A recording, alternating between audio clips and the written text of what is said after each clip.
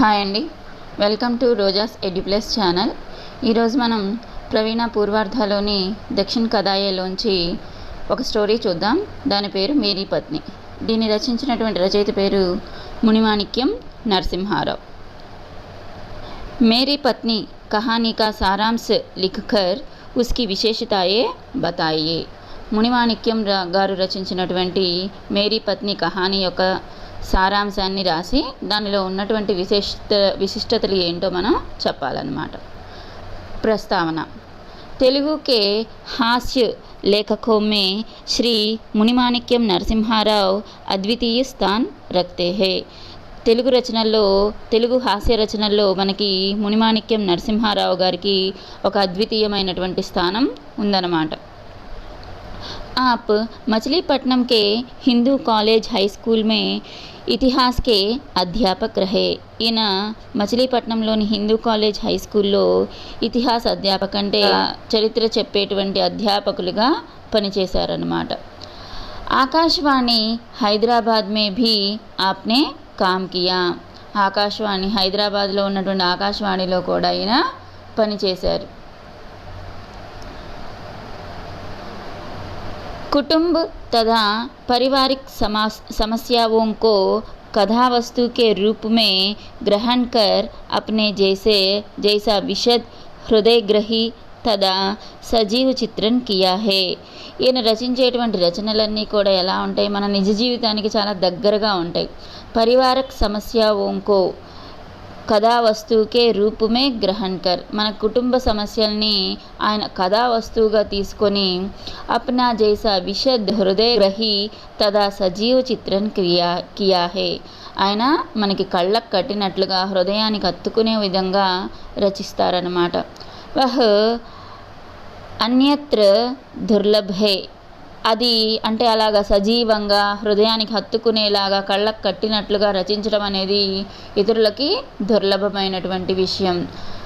ఆప్కి కాంతం కహానియా తెలుగు సాహిత్యమే అవిస్మరణీయ హే. ఈయన రచించినటువంటి కాంతం కథలు అనేవి తెలుగులో మనకి మరచిపోలేనటువంటివి. మేరీ పత్ని కహానీ తెలుగు సే శ్రీ వేమూరి ఆంజనేయ శర్మ సే అనూదిత్ హే. ఈ మేరీ పత్ని అనేటువంటి కథని తెలుగులో వేమూరి ఆంజనేయ శర్మ అనేటువంటి ఆయన అనువదించారన్నమాట. సారాంశ్. కాంతం కహానీకి నాయిక హే. కాంతం మనకి కథలో ఉండేటువంటి నాయిక, హీరోయిన్ అన్నమాట. అంటే ఈ స్టోరీకి మెయిన్. उसके पति మచిలీపట్నం के किसी स्कूल के మాస్టర్ थे. ఆయన మచిలీపట్నంలో ఉండేటువంటి ఒక స్కూల్లో మాస్టర్ అన్నమాట.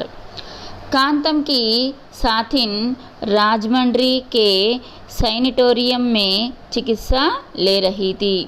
ఈ కాంతం యొక్క స్నేహితురాలు రాజమండ్రిలో ఉన్నటువంటి సైనిటోరియంలో చికిత్స పొందుతూ ఉందన్నమాట.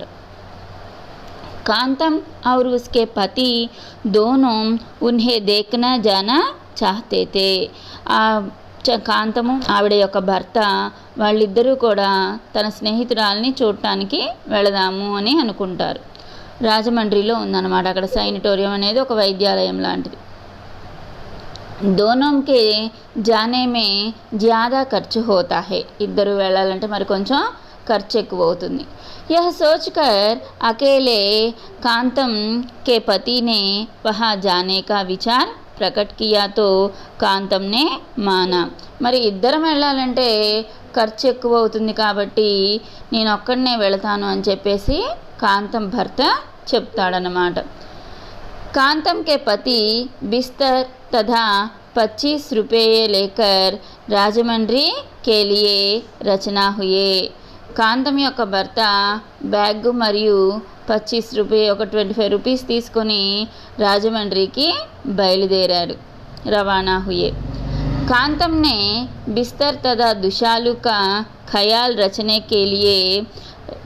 के लिए पति से बार बार कहा. కాంతం వాళ్ళ ఆయన వెళ్ళేటప్పుడు, ఈ కాంతం వాళ్ళ హస్బెండ్ వెళ్ళేటప్పుడు ఈ బ్యాగ్, బిస్తర్ అంటే బ్యాగ్ అన్నమాట, ఇంకా దుశాలు అంటే షాల్వా, ఈ రెండింటిని జాగ్రత్త జాగ్రత్త అని 1కి 10 సార్లు ఆవిడ ఆయనకి జాగ్రత్తలు చెప్తుంది. कांतम के पति రాజమండ్రి స్టేషన్ మే ఉతరే, ఆయన రాజమండ్రి స్టేషన్లో దిగారన్నమాట. మాఘ్ కా మహీనా తా, మాఘమాసం. గర్మ్ అధిక్ థీ, చాలా ఎండగా ఉంది. ధూల్ ఉడ్తీ థీ, దుమ్ము కూడా లేస్తూ ఉంది. पैसे अधिक खर्च ना करने के उद्देश्य से वे पैदल ही సైనిటోరియం పహుంచే.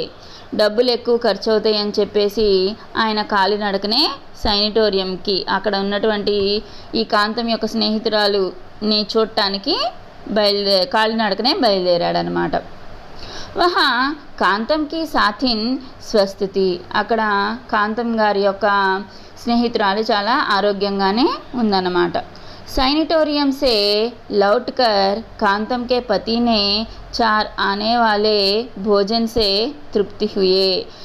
ఈ శానిటోరియం నుంచి రిటర్న్ అవుతూ ఆయన అక్కడ భోజనం చేసి 4 గణాలని దాచిపెడతాడు. 4 గణాల భోజనం చేసి ఆ 4 గణాల భోజనంతో తృప్తి చెందుతాడు. ఇససే 2 అనేకి బచత్ హుయి, దీనివల్ల ఆయన ఒక 2 నాణాలని ఎక్స్ట్రాగా ఉన్న వాటిలో 2 నాణాలని దాచుకోగలుగుతాడు. కాంతం కే పతి దూసరే దిన్ 10 బజే ఘర్ లౌటా, కాంతం యొక్క భర్త రెండో రోజు 10 గంటలకి ఇంటికి చేరుతాడు. కాంతంకో ఆశ్చర్య హువా, ఆవిడికి ఆశ్చర్యం వేస్తుంది. क्योंकि वे नरसरावपेट में अपनी बेटी सरस्वती के यहाँ जाकर आना चाहते थे, ఎందుకంటే ఆయన వాళ్ళ అమ్మాయి దగ్గరికి వెళ్ళి తిరిగి రావాలన్నమాట. కానీ త్వరగా వచ్చేసాడు ఎందుకో అని చెప్పేసి కాంతంకి చాలా ఆశ్చర్యంగా ఉంది. इसके अतिरिक्त वे बेडिंग भी अपने साथ नहीं लाए थे, బేడింగ్ అన్న బ్యాగ్ అన్నమాట. దీంతోపాటు ఆయన బ్యాగ్ కూడా లేకుండా ఇంటికి వచ్చేసాడు. కాంతం నే పతి సే పూఛా బేడింగ్ క్యా హో గయా, ఆవిడ భర్తను అడుగుతుంది బ్యాగ్ ఏమైపోయింది అని చెప్పేసి. వహ్ సమాధాన్ జాన్నే కే లియే బహుత్ ఉత్సుక్ థీ, ఆవిడ సమాధానం తెలుసుకోవడానికి బ్యాగ్ ఏమైంది ఏం చెప్తాడు అని చెప్పేసి చాలా ఆతృతగా ఉందన్నమాట.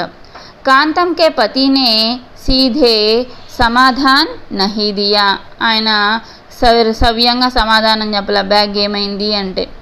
उन्होंने यात्रा की सारी घटनाओं का उल्लेख करते हुए इस प्रकार कहा, ఆయన జర్నీలో జరిగినటువంటి సంఘటనలన్నీ చెప్తూ ఈ ప్రకారంగా చెప్పాడు.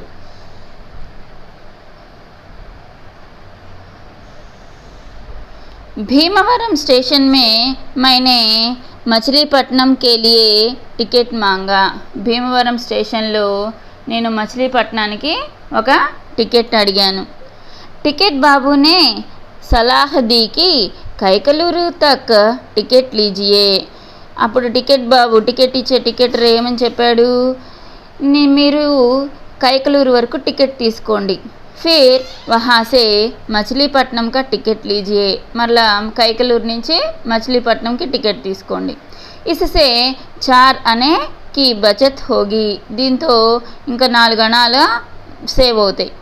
मैंने उसकी सलाह मानकर కైకలూరు के लिए టికెట్ ఖరీదా, నేను ఆయన ఇచ్చినటువంటి సలహా ప్రకారం కైకలూరుకి టికెట్ తీసుకున్నాను.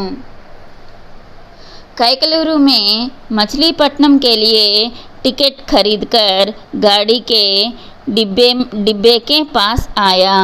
కైకలూరులో మచిలీపట్నానికి టికెట్ తీసుకొని డబ్బా దగ్గరికి అంటే బండి దగ్గరికి వచ్చాడు.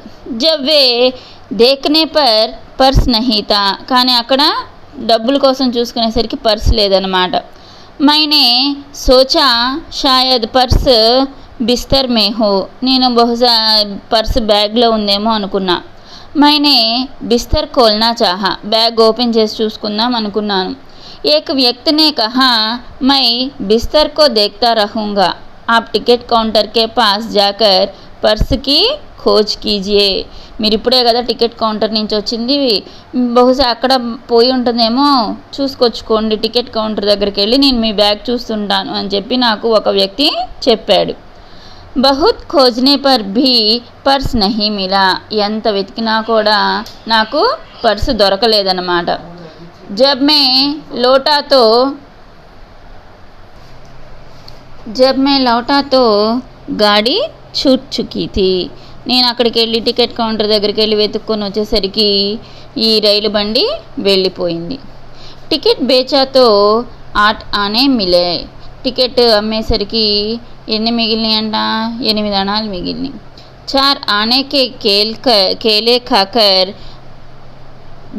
Bench per so Gaya.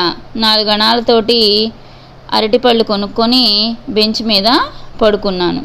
Phir వహాసే Gudivada చలా Gaya. మళ్ళీ అక్కడి నుంచి గుడివాడకి వెళ్ళాను. गुड़ीवाड़ा में एक दोस्त से पैसे उधार रेलगाड़ी से మచిలీపట్నం లౌటా. నా స్నేహితుడి దగ్గర కొంత డబ్బు తీసుకొని నేను మళ్ళీ మచిలీపట్నం వచ్చాను. यह सुनकर कांतम ने पति से कहा, आगे से आप कहीं भी बाहर जाएंगे तो मैं साथ रहूँगी. ఇంకా మీరు ఎప్పుడైనా బయటికి వెళ్ళేటప్పుడు మీరు ఒంటరిగా మాత్రం వెళ్ళొద్దు, నేను కూడా మీతో పాటు వస్తాను అని చెప్పి కాంతం చెబుతుంది. कांतम के पति को विश्वास था कि वह आदमी जरूर बेंडिंग भिजवाएगा. కాంతం భర్తకి చాలా బాగా నమ్మకం ఉంది, నా బ్యాగ్ అతను తప్పకుండా తిరిగి తీసుకొస్తాడు అని చెప్పేసి. उन्होंने उस व्यक्ति के పహచానే చిహ్న లిఖ్ లియే. ఆయన ఎలా గుర్తుపట్టాలి అనేటువంటిది కూడా ఆయన రాసి పెట్టుకున్నాడు. वे बाजार में उस गंजे व्यक्ति की तलाश में लग गए. ఆయన్ని ఆ వ్యక్తి కోసం కాంతం భర్త వీధి వీధి కూడా వెతుకుతూ ఉన్నాడు. कांतम तो बहुत दुखी हुई कि पर्स के रुपये और बेडिंग गए. కాంతంకి మాత్రం చాలా బాధగా ఉంది. ఎందుకని? పర్సులో డబ్బులు పోయినాయి, బేడింగ్ అంటే బ్యాగ్ కూడా పోయింది. एक दिन एक కులీ బేడింగ్ లే ఆయా. ఒకరోజు ఒక కూలీ బ్యాగ్ తీసుకొని వచ్చాడు. यह देखकर కాంతం बहुत खुश हुई. అది చూసి కాంతం చాలా బాగా సంతోషపడింది. बेडिंग खोलने पर उसमें कांतम के पति के कपड़े थे. బేడింగ్ ఓపెన్ చేసేసరికి, బ్యాగ్ ఓపెన్ చేసేసరికి దాంట్లో కాంతం భర్త బట్టలు ఉన్నాయి అన్నమాట. మనకి స్టోరీ అంతా అతని పేరు చెప్పరు, కాంతంకే పతి అనే చెబుతూ ఉంటారు. इतना ही नहीं, उनमें एक साड़ी और एक చోలీ भी थी. అంతేకాదు, ఇంకా ఆ బ్యాగ్లో ఏమున్నాయంట? ఒక చీర మరియు బ్లౌజు కూడా ఉన్నాయంట. यह देखकर कांतम ने पति पर संदेह प्रकट किया. ఇది यह देखकर कांतम ने पति पर संदेह प्रकट किया. ఇది చూసి కాంతం వాళ్ళ ఆవిడకి కాంతం భర్త మీద కొంచెం సందేహం కలిగింది.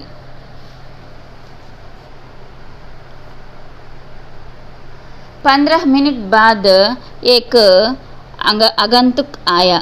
ఒక 15 నిమిషాల తర్వాత ఎవరో ఒక తెలియనటువంటి వ్యక్తి వచ్చాడు.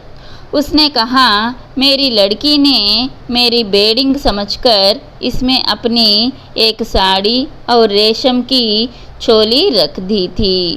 నా కూతురు నా బ్యాగ్ అనుకొని దాంట్లో ఒక చీర మరియు ఒక పట్టు బ్లౌజ్ని పెట్టింది. దీజియే మై లేతా జావుంగా. ఇస్తే గనక నేను ఆ బ్యాగ్ని తీసుకొని వెళ్ళిపోతాను, ఆ బట్టలు తీసుకొని వెళ్ళిపోతాను అని చెప్పి ఆ వ్యక్తి చెప్తాడు. కాంతం నే ఉస్కే హాత్ మే సాడీ తదా చోలీ దేది. ఆ వచ్చినటువంటి వ్యక్తి చేతిలో చీరని ఇంకా ఆ బ్లౌజ్ని ఇచ్చేస్తుంది. ఉస్కే సందేహకి నివృత్తి హుయి. ఆవిడ మనసులో ఉన్నటువంటి డౌట్ అంతా కూడా క్లియర్ అయిపోయింది.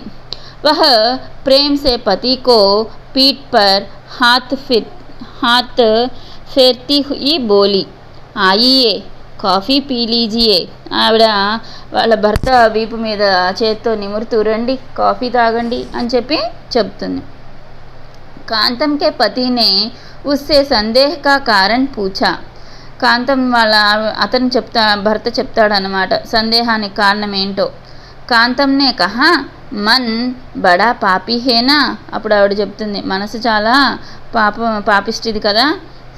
ఖాస్కర్ స్త్రీయోం కా మన్, ఇంకా ప్రత్యేకించి స్త్రీల యొక్క మనసు. మై భీ తో ఔరత్ హీ టహరీ, నేను కూడా ఒక స్త్రీనే కదా, ఏదో చూడంగానే మిమ్మల్ని అనుమానించాను అన్నట్లుగా ఆవిడ చెప్తుందన్నమాట. విశేషతాయే, ఈ కథలో ఉన్నటువంటి విశిష్టతలు ఏమిటి? इसमें पारिवारिक जीवन का सजीव चित्रण किया गया है.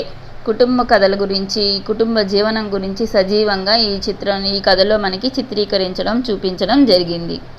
యహ హాస్య వ్యంగ్య ప్రధాన్ కహానీ హే, ఇది హాస్య వ్యంగ్యం అంటే మనకి జోవియల్గా కూడా ఉంటుంది. पैसे बचाने के प्रयत्न में कभी कभी अनेक तकलीफ़ों का सामना करना पड़ता है. మనం డబ్బుల్ని ఖర్చు తగ్గించేటువంటి ప్రయత్నంలో అంటే ఆదా చేసేటువంటి ప్రయత్నంలో మనం కొన్ని సమస్యల్ని ఎదుర్కోవాల్సి వస్తుంది. इस बात को लेकर हास्य एवं व्यंग्य का వాతావరణ నిర్మిత్ కియా గయా, దీనిలో మనకి ఈ ఆదా చేసేటువంటి విషయంలో మనకి కొంత వ్యంగ్యంగా చూపించడం కూడా జరిగిందనమాట. కాంతం और उसके पति के संवाद में भी हास्य फूट पड़ता है. కాంతం మరియు అతని భర్త యొక్క సంభాషణల మధ్య కూడా మనకి అప్పుడప్పుడు కొంచెం నవ్వు తెప్పించేటువంటి విధంగా ఉంటుంది. इसमें కాంతం ముఖ్య పాత్ర హే, దీనిలో కాంతం యొక్క పాత్ర చాలా ముఖ్యమైనది. సారీ కథ ఉస్కే చారోం ఓర్ ఘూమ్తీ హే, కథ మొత్తం కూడా ఆవిడ చుట్టూ తిరుగుతూ ఉంటుంది. కథోపకథన్ సరల్ సంక్షిప్త్ తథా కథకు ఆగే బడానే వాలే హే, ఈ కథంతా కూడా సింపుల్గా సంక్షిప్తంగా ముందుకు వెళ్ళిపోతూ ఉంటుంది. కాంతం और उसके पति के संवादों में हास्य व्यंजित होता है, కాంతం మరియు అతని ఆవిడ భర్త మధ్య జరిగేటువంటి సంభాషణ నవ్వు తెప్పించేదిగా ఉంటుంది. उनसे पात्रों के चरित्र पर प्रकाश पड़ता है, వీళ్ళ ఇద్దరి పాత్ర కూడా మనకి కనిపిస్తూ ఉంటుంది కథలో. वर्णन पात्रों की मनः स्थिति को बांटने में सफल हुए हैं. देखिए, ఈయన మనకి ఈ మునిమాణిక్యం నరసింహారావు గారు ఈ పాత్రల్ని చిత్రీకరించడంలో చాలా సఫలీకృతం అయ్యారు అని చెప్పచ్చు. శైలి ఆత్మకథాత్మక హే, ఇది ఆత్మకథ శైలిలో ఉంటుందన్నమాట. నా వీడియోస్ కనుక మీకు నచ్చినట్లయితే లైక్ చేయండి, షేర్ చేయండి. మరిన్ని వీడియోస్ కోసం నా ఛానల్ని సబ్స్క్రైబ్ చేయండి. Thank you very much.